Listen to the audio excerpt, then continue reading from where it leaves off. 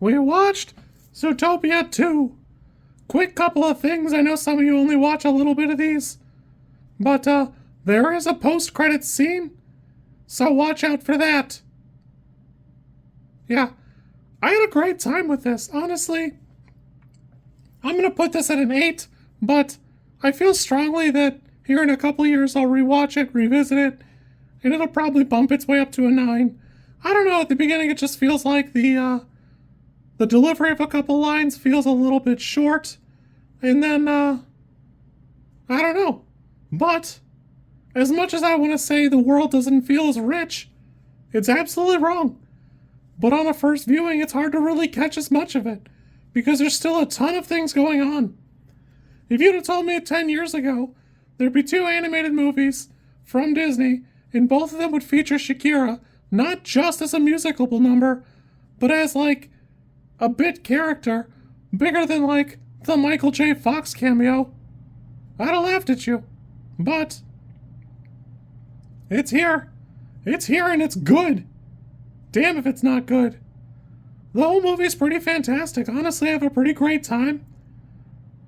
The, Nick Wilde has such a, like, he's just so ambivalent. And there's so much nihilism in him when things go wrong. And it pairs so well with Judy's constant optimism and her earnest desire to make things right no matter what. And I really did enjoy this movie where that comes head to head. It's not something we've never seen before. We've seen it a million times. Judy being a loose cannon is part of the problem for Nick, because he sees all the times where it should almost maybe not work.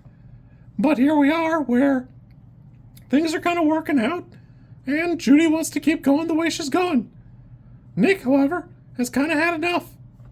Also, it's super inspired to have the movie set 1 week after the first movie, because that's kind of nuts.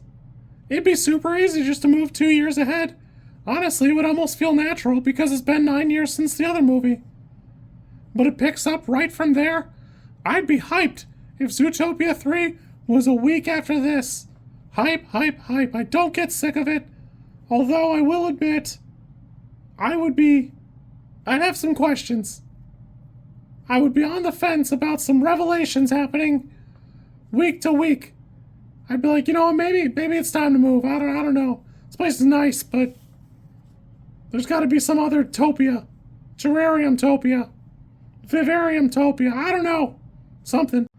Not unlike the first movie, though. It really does dive into some great social commentary, presented in a way that you can't misconstrue it as something else.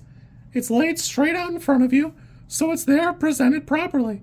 You've got some time to check it out, and you've got some time to formulate your own opinions. But, at the end of the day, it's presented in a way that you can digest as a child, you can digest it as an adult, and it's got some great heartfelt moments. I wasn't sure I would like this snake character. I've seen him a bunch of times, like the little Regal, getting ready for the movie Regal, like, roller coaster thing. But, honestly, he's pretty good. Quan really does a great job delivering. It actually took me part of the movie to figure out who it was. And, I like the beaver character too. Not quite as much, but it's designed for you not to love it, so it is what it is. Honestly, to wrap it up, it's got quite an ensemble cast. It's a big list of people. From Tig Notaro to Andy Samberg, there's a little bit of everything here. And honestly, not all of it's in there for too long. There's just a huge list of, like, little blue hyperlinks on the Wikipedia, and honestly, justly so. Everything in here does pretty good, and it stays pretty crisp. You really don't linger on a visual gag for too long, and it goes at a pretty quick pace. You get a good look, it'll be worth a second watch once it comes out again. I had a great time. Like I said, this is going to be an 8 for me. I could see a 9, and it won't surprise me to bump it up later on. Again, there is like a post-credits thing, so it is worth kind of watching. I personally would prefer they just confirm the romance between Judy and Nick. There's definitely chemistry there. But, it is interesting that the Anteater comments on it. And then, nobody else does. So, there's that. You kids be good.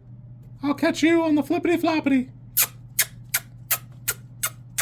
If you like this content, I'm supposed to ask you to like, comment, and subscribe. I think like is here, and comment is probably down there, and subscribe over there somewhere too, I think. I don't know how many times this snippet is gonna make it into a video. Everybody says you should do it this way, and I always thought it was just an annoying thing other YouTubers did. And as you know, I am bad at editing, so if you like it, great, I'm happy for you. If you don't like it, I'm sorry.